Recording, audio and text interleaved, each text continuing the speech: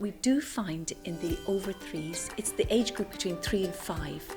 So we're very conscious that Montessori is all about ages all being mixed together.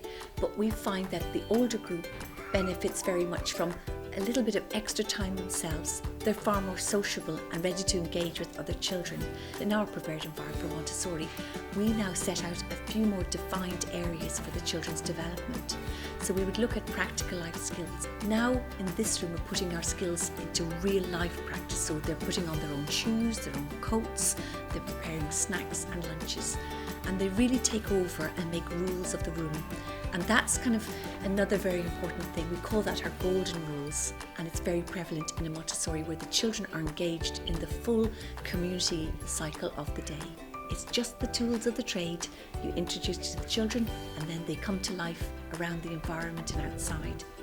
We also then have a couple of more defined areas we call the language area, because you can find that children are far more in a sensitive period to language, and they want to write, they want to talk, they want to create. So we look at the phonics method, which is very traditional and it's in use today in all our schools.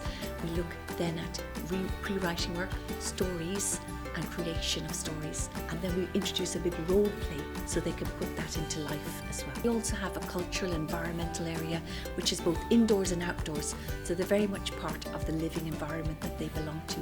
And we do a bit of planting, we go out into the park, we share a lot of things with the RSPB, down to museums and local libraries. So we make a lot of point of going out into our community and being active community members, even at such a young age.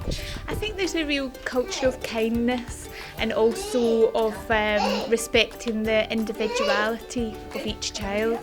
I think when we first entered there was a sort of sense of calm and a sense of real care for the children, and a very kind of great environment for them to sort of flourish, to be the children that they are.